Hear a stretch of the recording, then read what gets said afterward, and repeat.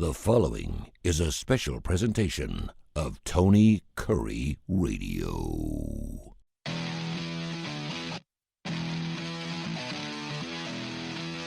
Hello, everyone. Welcome in, students of the game. My name is Alex Baumann, and as always, I'm joined by my co-hosts Nathan Glidewell and Gray Oldenburg. Happy New Year's, guys. Happy holidays. Happy New Year. Happy New Year for Christmas. Y'all do anything fun over the holidays, whether that's Christmas and New Year's?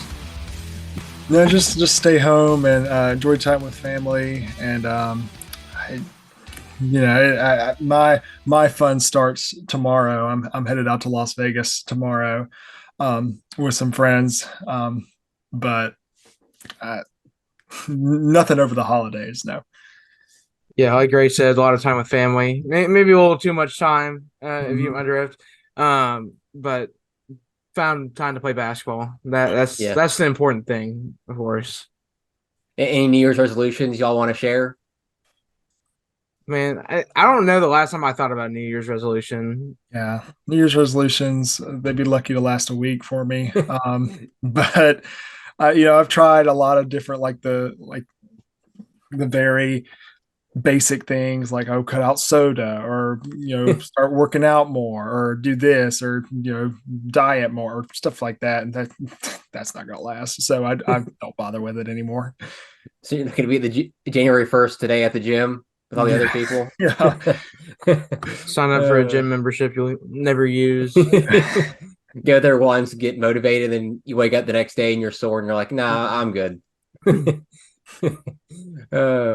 All right, guys, we had a big announcement this past weekend with the spring football leagues. I think we covered it a couple weeks or a few months ago, Nathan. The USFL and the XFL have officially announced their merger. It will become the UFL, or the United Football League, and begin play on March 30th, 2024 this year. And the first game will be between the two champions of the respective leagues, the USFL's Birmingham Stallions and the XFL's Arlington Renegades. And then the teams that survive both leagues, the USFL Conference has the Stallions, the Memphis Showboats, the Michigan Panthers, and oddly enough, the Houston Roughnecks, who played in the XFL. So only 3 USFL teams managed to survive. And then the XFL Conference, you had the Arlington Renegades, the St. Louis Battlehawks, San Antonio Brahmas, and then the DC Defenders. What are y'all's thoughts on these two leagues combining now so they're competing? Well, Alex, when we both looked at this originally, both leagues by themselves were struggling to make money and stay afloat on their own. And with past spring football leagues, that's always been the struggle, is that you're competing with other spring football leagues, or you're competing with the NFL. Well, now what they've done, combining the league, I know they cut out multiple teams, but they make one product for everyone to watch at once, and they kind of make what is a pipeline to the NFL. So it's kind of like a semi-pro team being able to produce better talents so these NFL teams can stack it up. At the end of the day, I think that this league will work out better than most just because it's united. There's finances are all together, and they're not struggling to fight for TV deals or anything like that. Yeah, just like Nathan just said, it's all about the competition with these spring football leagues.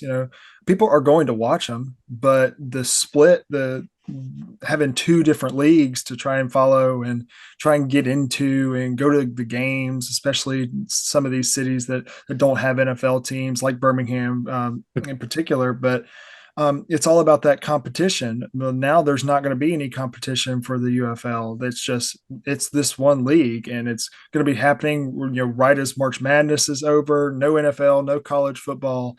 It's really just going to be this and the NBA playoffs as big sports people. So people are going to attract to this, and they're going to be missing football by this time. And the college and the pro season for 2024 are going to be well far away at this point.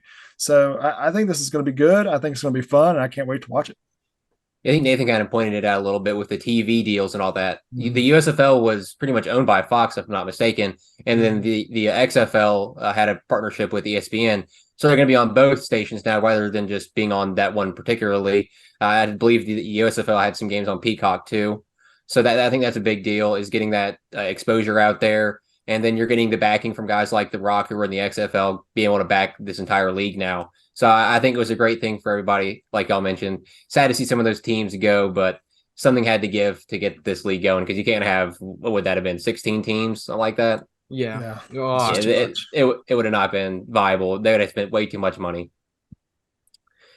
All right, college football, Gray. Let's just go ahead and pull the Band-Aid off, rip it off. Auburn loses to Maryland. What happened? Yeah, if I knew that answer, I'd be coaching for the Auburn Tigers right now. But I don't know. I don't know. That is not, this kind of been the story of this Hugh Freeze's first year in terms of on the field production. It's been inconsistency. I don't know what really the game plan was. I mean, there's no tape on those two backup quarterbacks. That's always been something that Auburn has problems with when backups quarterback come in, even though the only tape you've got on Maryland is Talia Tagovailoa. And it's a completely different Maryland team. But then again, it's a completely different Auburn team, especially on the defensive end, where you have one returning defensive back in this game. You lost probably your best player, Marcus Harris, in the defensive line. Maryland was just able to do whatever they want offensively in the first three drives. Now, give Auburn's defense credit; they stopped Maryland and held them to 3 points after the first three drives. And if they play like that the whole game, Auburn probably wins this game.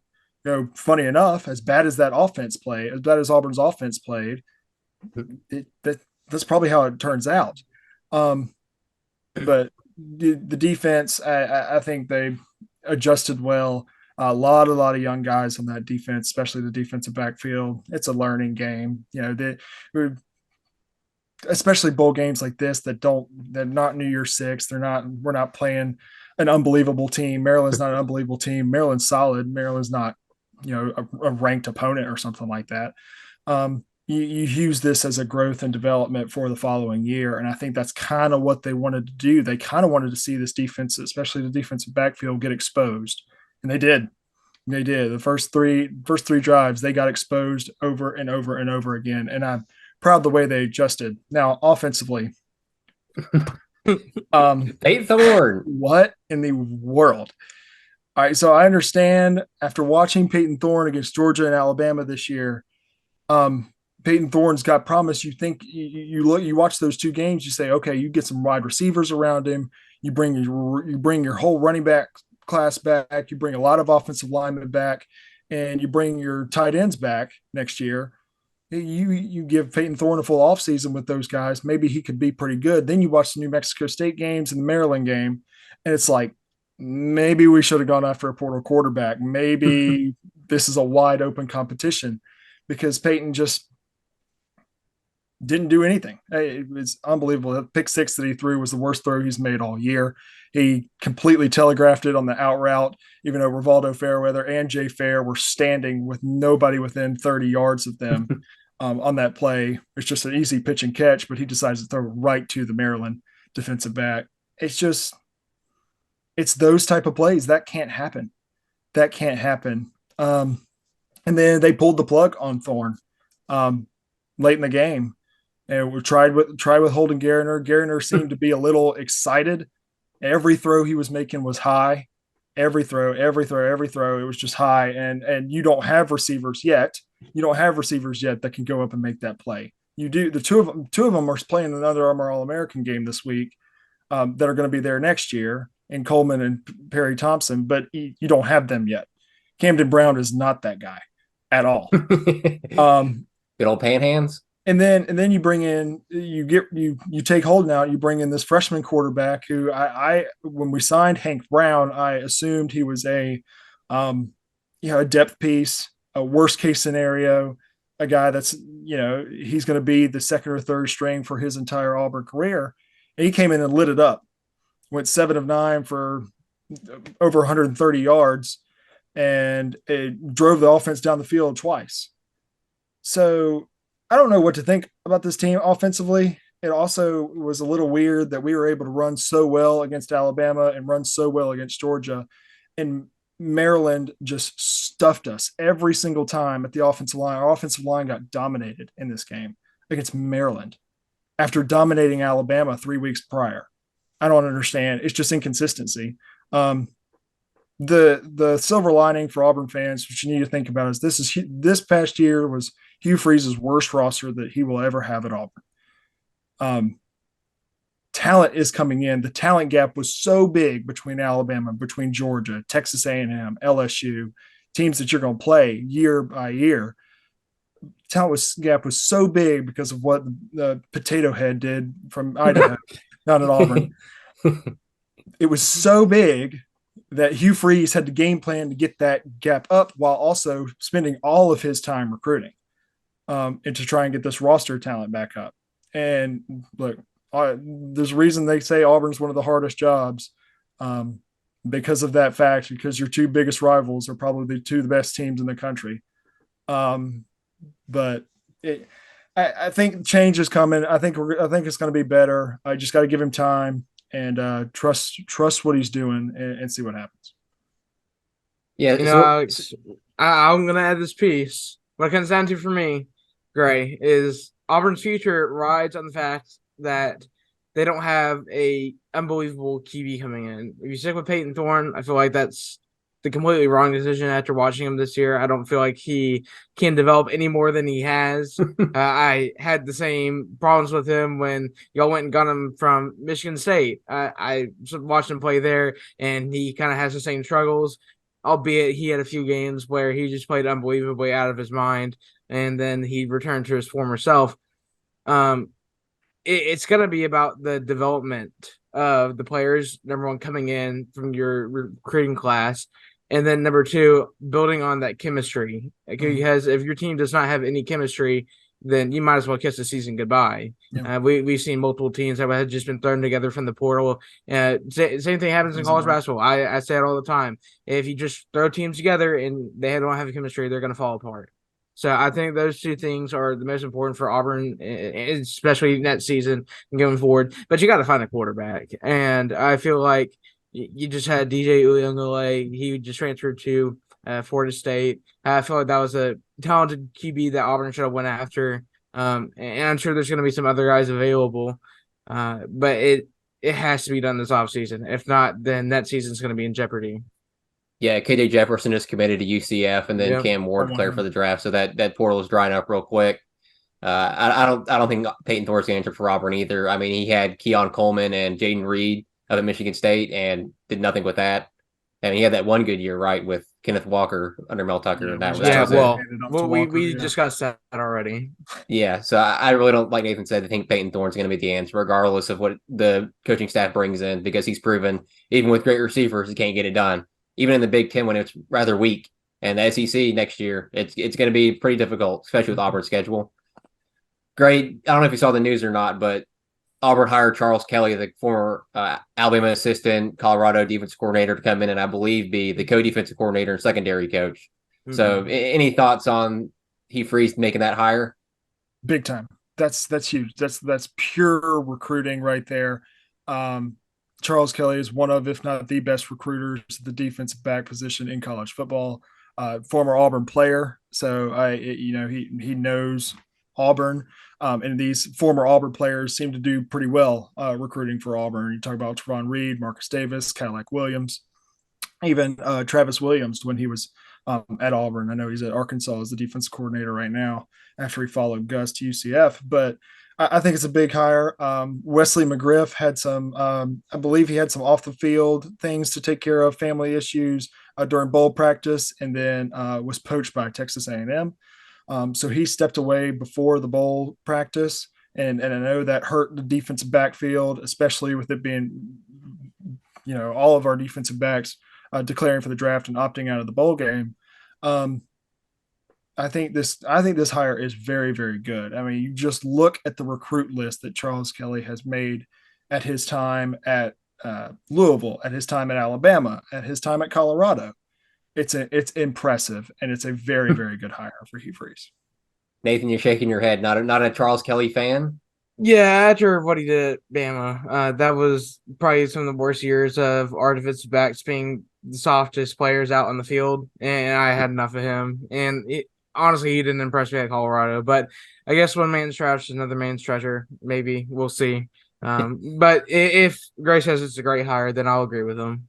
Again, the benefit of I that think as an it's a Auburn great fan. hire specifically for recruiting. I mean, you look Yeah, at well, these if you want Will to Anderson. do You the don't like Caleb coaching, Downs. I know Caleb Downs is pretty good. That was yeah, Paul I Charles like the Skelly. recruiting, but do you like the coaching? The recruit list is very, very good. Your defensive back coach is Zach Etheridge. He's the one who's going to coach the team. Yeah. He's the one who coached DJ James, Jalen Simpson, Nehemiah Pritchett. Nehemiah Pritchett was not anything to what he came in to be when Zach Etheridge took over the defensive back job. The coach is Zach Etheridge. The recruiters are Zach Etheridge and Charles Kelly. I think adding him to that recruit list back there as a former Auburn player, I think it's a good hire. Yeah, I think Charles Kelly's a good recruiter, but when it comes to coaching, there's a huge question mark there. But like Gray kind of touched on, there's a lot of coaching around him that's going to kind of balance that out, whether that be the defense coordinator, Ron Roberts, or the secondary coach, Zach Etheridge, to help him out. All right, number 5, Florida State, number 6, Georgia. I think we got to touch on this game just because of how big the margin of victory was, 63-3, which is the largest margin of victory in bowl history, topping Georgia's 58-point win over TCU in last year's national championship game. I feel like I have to ask this question to y'all. Did this game do anything to legitimize the committee's decision to leave out Florida State? Well, honestly, I don't think so. Only because I look at the game and the amount of opt-outs and the amount of people who have transferred or basically declared for the draft. It's not the same rosters. It's not the same teams that have been playing the entire season. So I don't think it legitimizes anything that the committee has done. But I think you also do have to look at what happened in the game and the coaching that went on. Because in a game like this, it comes down to who has a better coach. Because young talents played on both sides of the ball for both teams. And Kirby Smart is just flat out the better coach in this game. And that's the reason they won 63-3. And Georgia still had a lot of pieces that they had playing during the season. But Mike Norvell, I felt like he failed to prepare his team. I think there might be a little bit of a culture problem at Florida State, especially after being left out of the playoff. Everyone just quit on their team, which that as a head coach, that's something I would never let happen. I mean, quitting on your team like that, quitting on your teammates who had played all year long. You had a goal at the end of the season. I'm sure they came short of that goal, but wouldn't you want to prove a point in your bowl game that you were the team that was supposed to be in? And yeah. I feel like by everyone sitting out, they're just laying down and playing victim because that's what they've done ever since the committee came out with their rankings and put Alabama in instead. I felt bad originally for Florida State when they were left out. But after 3 weeks of their fans crying on Twitter and all these other social media apps and people wanted to bring up all these different excuses for Florida State, it was good to watch Georgia just absolutely murder them on live TV. They deserved every second of it. Mike Norvell in that season, I don't know. I really attribute Florida State this season to TCU last season because I don't see them making another run like this. They're losing a bunch of key players. And Mike Norvell, if he's actually a great coach, he will get them ready next season, but I doubt it. Better be careful, Nathan. Yeah, Florida State might sue you now. Better be careful. Bring it on. I think Nathan's point there at the very end is the way to think about it is Mike Norvell didn't have this team ready to play for this game. It just didn't look like their scout team belonged on the same floor as Georgia's scout team because they each had the exact same amount of opt-outs. And I know there were some different opt-outs and very different, contributors playing and not playing and that sort of thing. Which you got to take in consideration. And I don't think it affects what the committee's done because the committee didn't see this game before deciding on who should be in the playoffs, which I don't think they made the wrong decision. I don't think they made the right decision. It depends on which way you look at it.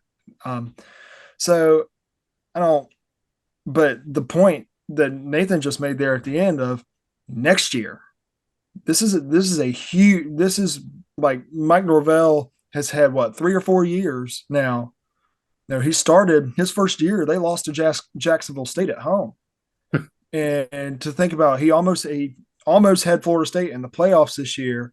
and then this downfall of not getting in and complaining about not getting in, and Florida State suing the College Football Playoff Committee or something like that, and then getting beat by Georgia by 60 points, who the team that got in over you went to Atlanta and beat Georgia.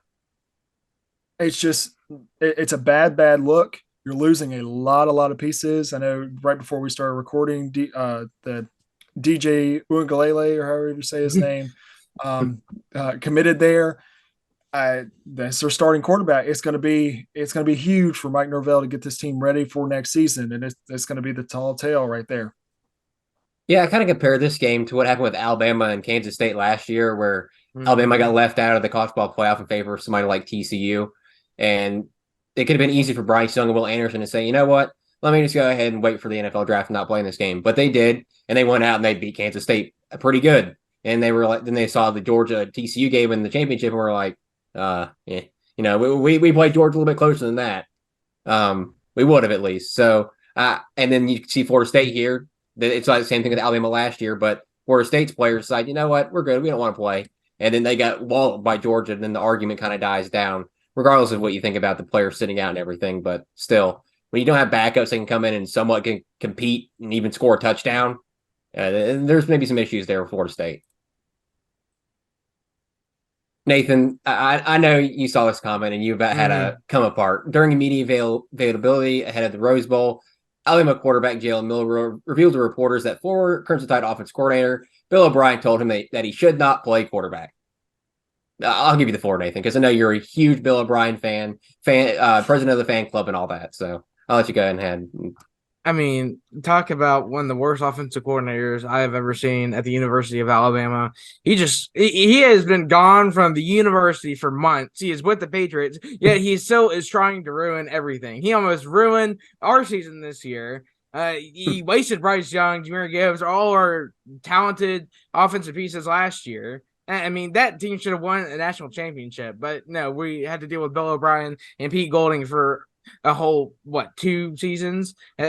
Never ever I want to experience that again. I mean, Bill O'Brien's basically tanking the Patriots into the ground right now. Just look what he's putting out there on the field in the NFL. I knew that was coming. Try to warn everyone. I mean, you could just look at the tape from Alabama last season, say, oh, this is what Bill O'Brien does. He runs screen passes and then tries to run up the middle on third down and says, well, we can't do anything. Guess we had to punt the ball. So that's basically what happens. But then he goes and tells some the most talented players on the roster are saying, hey, I don't think you should play the position you want to play or the position you've been playing since high school, just because I don't think you can. And that he is a definition of a naysayer right there. Lank all season, let all naysayers know. Bill O'Brien is probably the biggest naysayer out there, and I am glad he is not with the University of Alabama anymore. Anything to follow that up with, Gray, about Bill O'Brien? No, I I got two specific comments, I guess. I'll say the Patriots won 6 Super Bowls with Tom Brady. They deserve every single bit of Bill O'Brien tearing their franchise to the ground. I feel bad for Mac Jones, Bailey Zappi, and all the players that are on that offense specifically, but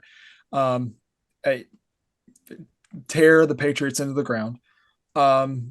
My second thing, and I'm not trying to relate these two players, even though they do play the position, sort of similarly.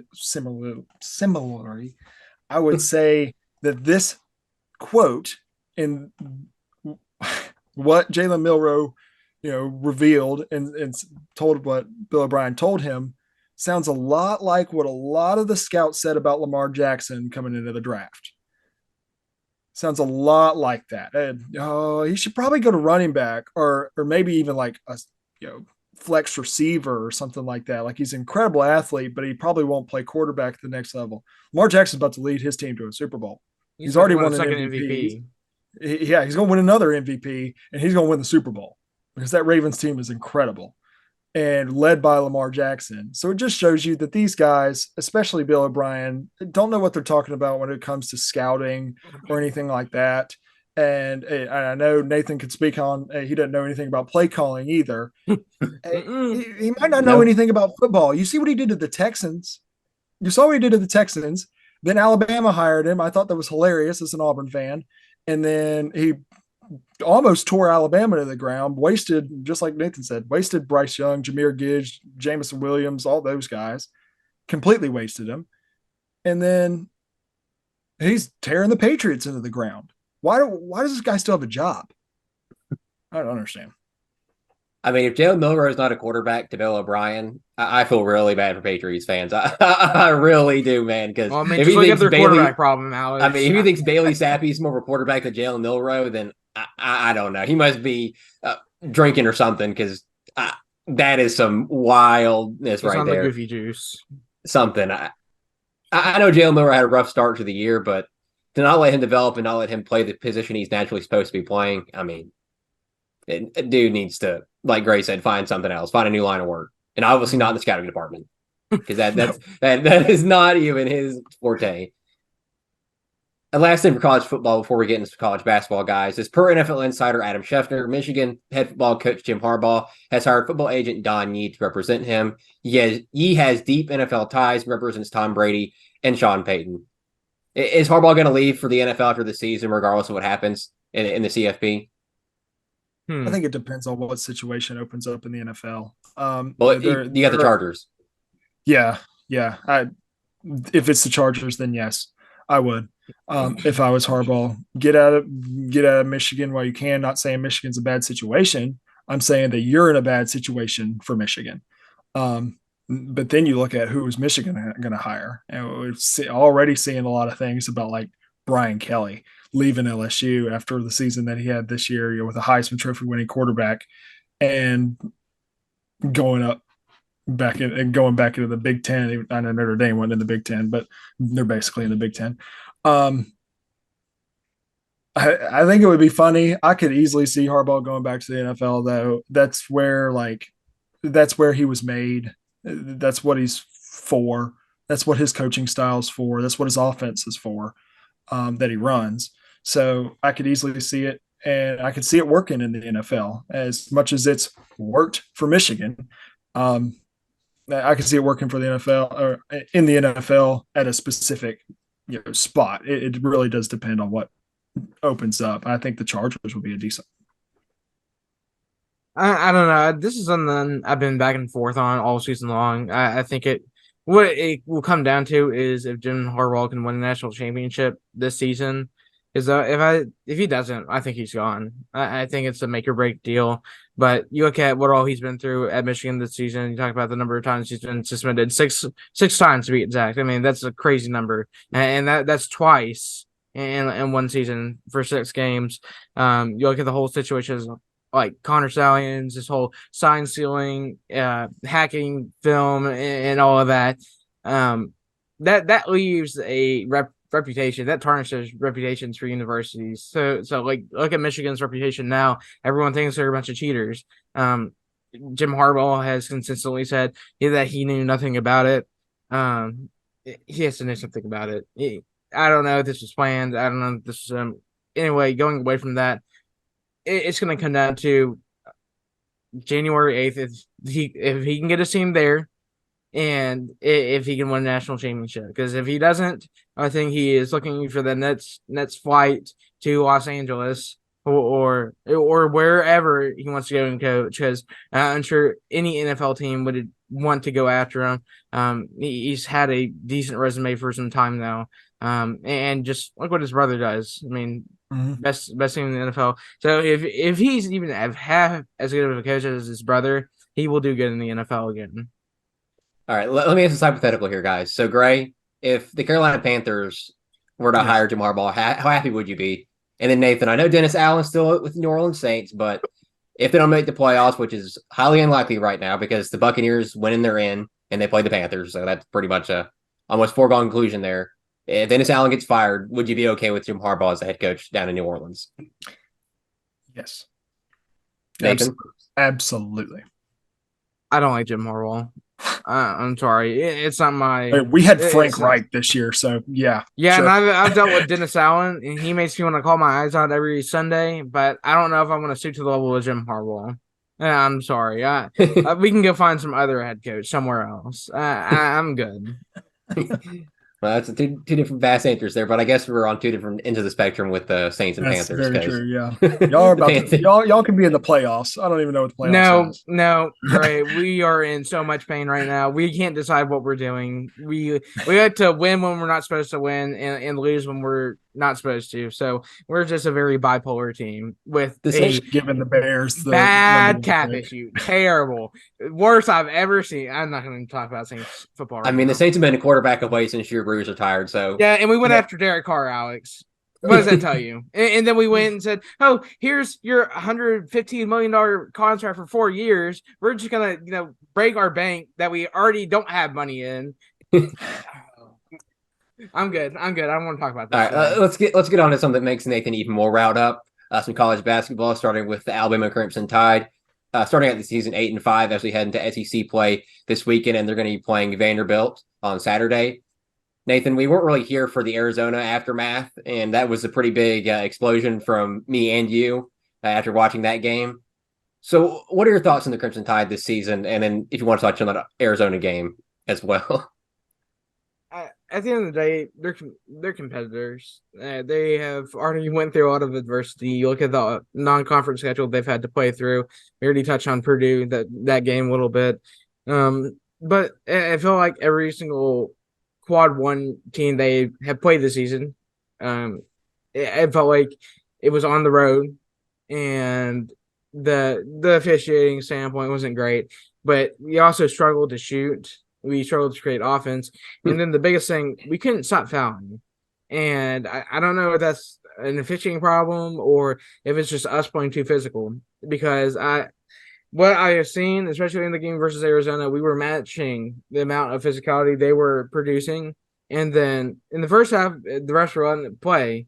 And then the second half, it's like we were the team that was being burned at the stake for even touching someone. So defense goes out the window. We don't have a true center, so that's been the struggle for the first part of the season. Got to have someone fill in that spot.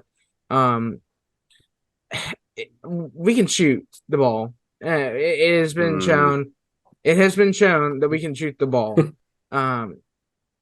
It just doesn't drop at the right time. I guess it didn't drop against some of these bigger teams.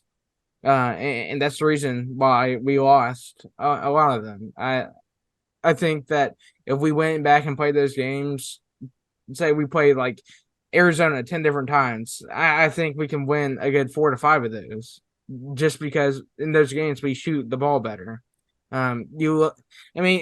Alex, you saw Grant Nelson in that game. He was like, what, 1 for 11? He was shooting like Klay Thompson. He came back. I think he was like 3 for something, but he was struggling. I don't know. It wasn't good shooting, but the entire team was struggling. They didn't shoot the ball well.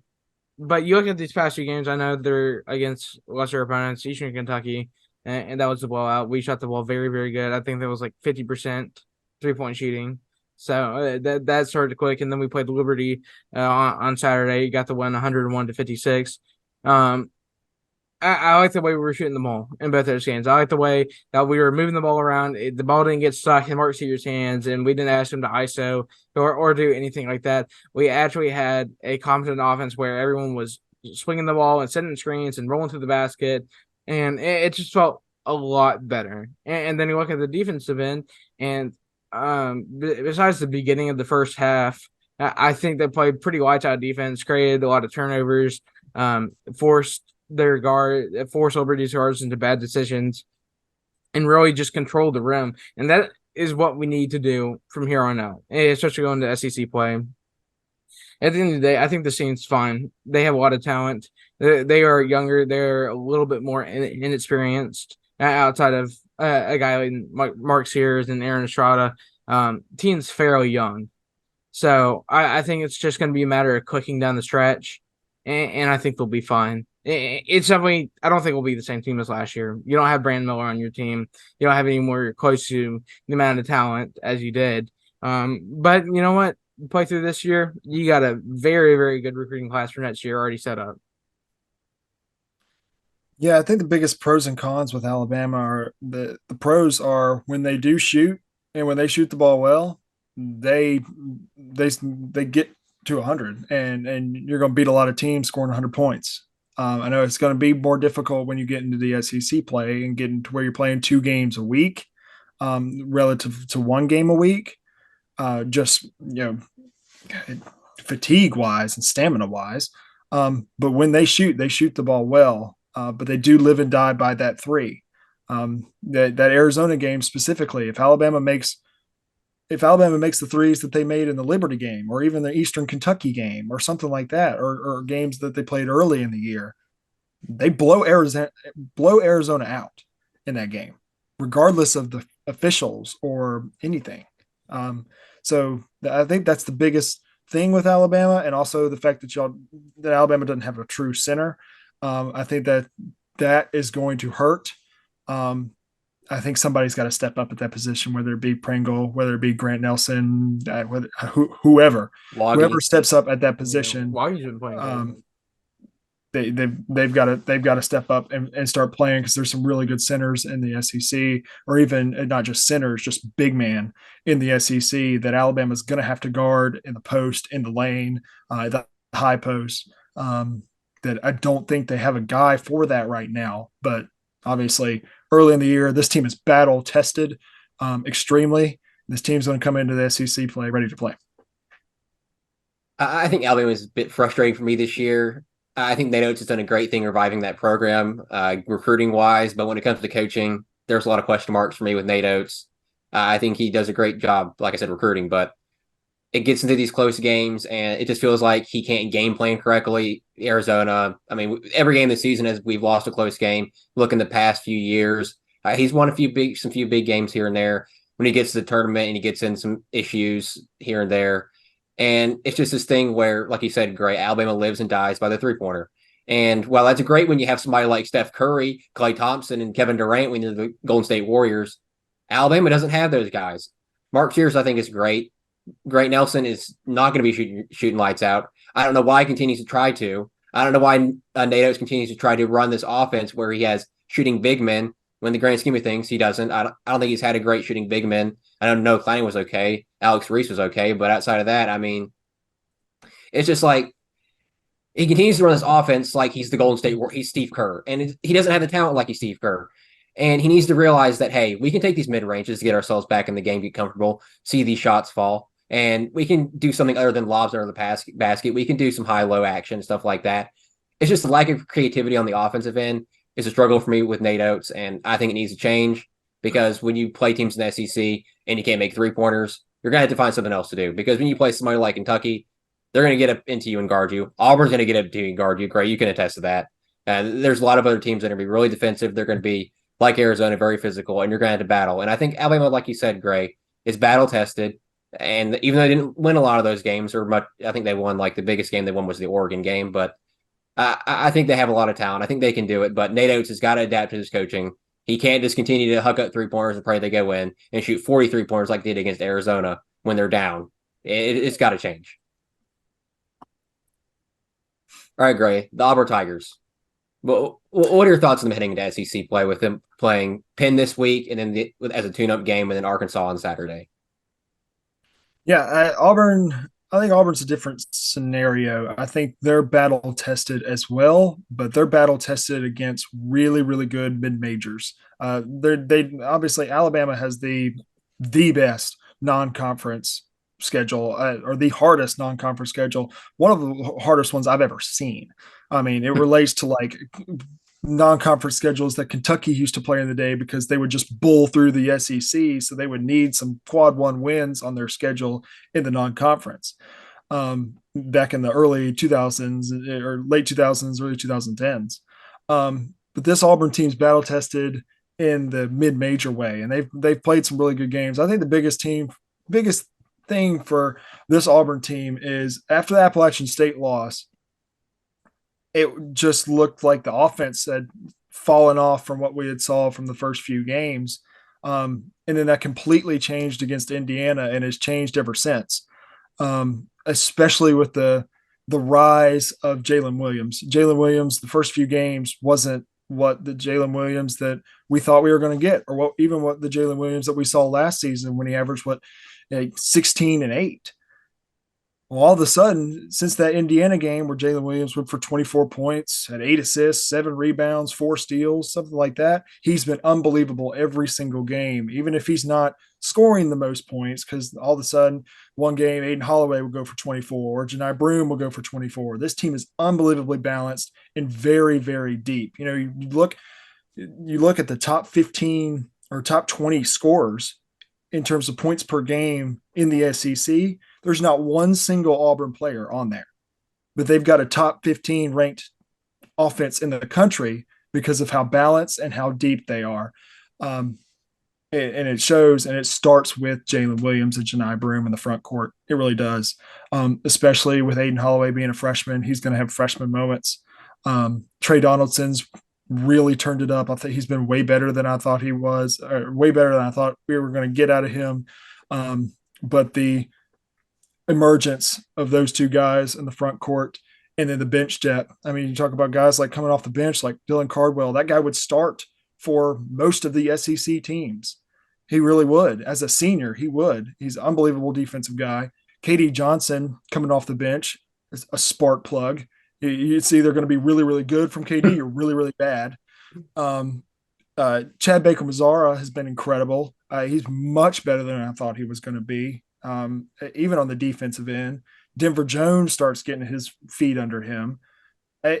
Look, this Auburn team can beat anybody, but they can also lose to anybody. They're the deepest team in the SEC, no doubt. They can go 11 deep without missing a beat. And I think that's how they're going to win in the SEC, and that's how they're going to have to win in the SEC. Obviously, you get you're going to be Arkansas's Super Bowl when you go to Bud Walton Arena on the 6th, because for some reason Arkansas loves to play Auburn and Alabama, and they treat it like Kansas or North Carolina or UConn or somebody like that coming into Bud Walton Arena. So it's going to be a tough environment, and it's going to be a tough game. No matter how bad Arkansas has been this season, it's going to be a tough one.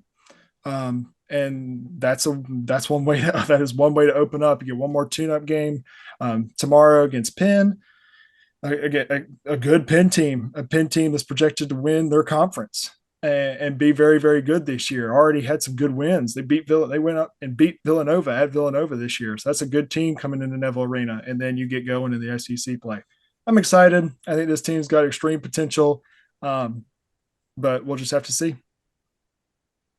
You see, what I like for Auburn, their defense is unmatched. The amount of hustle that everyone plays with on the court is what attributes to their offense on the other end, because they are so aggressive, because they are just all over the place. They are diving for loose balls. They're fasting to back in transition.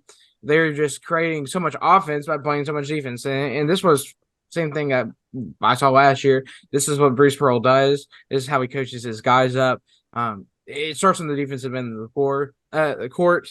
And if you play that well, then you're going to continuously get minutes. You'll get I love what Jalen Williams does. I mean, his shooting has been so much better this year. If he can continue this stretch, I mean, right now he is shooting close to 60% from the field, almost 40% behind the arc.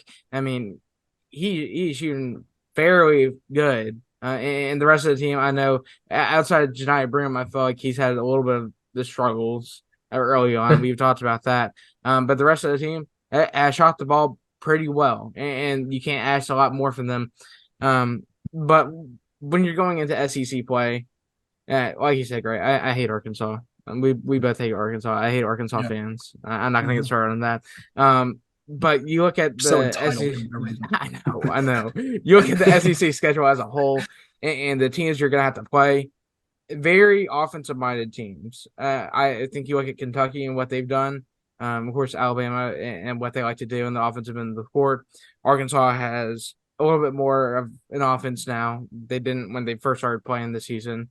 And then the teams outside of that, you can talk about Florida. I don't know if Auburn plays Florida at all. But there are definitely teams out there that have good offenses. And if Auburn plays the way that they've been playing since, I'll say the Appalachian State game, because I think that game got away from them. If they can play defense like that in those games, then they will get some of these bigger ones in the SEC. I'd really like to see him win against Arkansas. I really would. And I think that's what it's a tone setter. That game is a tone setter. Yes. If they can come out that Saturday and say, hey, we're going to go and just beat Arkansas and go out in the court and do it, then it will set up their success. And if not, I think they'll still be in a good spot. But beating Arkansas, man, that's just that's a gift that keeps on giving right there. That would be wonderful. Yeah, I think that'd be wonderful. 48-10. Peyton Thorne just dominated Arkansas. Any Arkansas fans listening to this, y'all literally go sit down. Peyton Thorne ran all over y'all. Stop it. Different sport though, Gray. Different sport though. Arkansas Right. It doesn't matter. Arkansas is a transfer to basketball property, Alex. Transfer to property. I think Auburn's, like y'all both touched on, really deep, really good defensively. I think you look at Auburn, there's about 7 or 8 guys that can give you about 20 any night, any game. Yeah, I mean, I think Katie Johnson, Trey Donaldson, I mean, anybody above those type of guys could light you up in a second. And I think Auburn's set up for success this season. I think this is one of Bruce Pearl's best coaching jobs for the Tigers outside of maybe that Final Four run they had. I think this team is very talented, and I wouldn't be surprised if we're sitting here in March and Auburn somehow gotten it back into the Final Four because of how competitive they are defensively. And I know it's early, but the way they're playing right now, the chemistry they play with is absurd. I'm not saying that they're and when it comes to March, I mean, you look at UConn. I mean, look at UConn last year. The chemistry they had was huge, and the way they play defense was huge. They also had some 7-footers on their team. I know, but you look at UConn. They didn't have a true point guard. I know Tristan Newton was kind of their point guard. Jordan Hawkins was really good, but they didn't have that otherworldly type player that you're going to be quivering about. Auburn, kind of that same manner, but like both those teams really together, really good defensively. And I know they're not the exact same team as UConn. UConn was much better than Auburn, but I mean, like I said, I would not be surprised if Auburn's competitive in March. Great. I wouldn't take it that far. I'd say I'll give him at least Elite 8. I can see him getting there. There's some pieces that I still need to see a little bit more from. I'm not denying that they're a good team or anything. I think they're a very good team. I think they're on the verge of being an elite team. I just got to see a little bit more first before I start throwing out those little Final Four and stuff like that. Yeah, I like to be just throw some stuff out there, see if they stick on the wall. Throw some spaghetti on the wall and see if they stick. It's stuck on the wall for me, Alex. Don't worry. It's stuck on the wall for you. You got to write it down, put it on your bulletin board back there. Final Four. I mean, like I said, the chemistry they have is wild, and that's a really big thing when it comes to March, is that be able to play together and play through one another. Don't want spaghetti over here. But don't hate on spaghetti. It's really good food. I wasn't hating on the spaghetti either. I'm just saying, how did we even get there? All right, that's all the time we have for today. Thank you for listening and watching Students of the Game.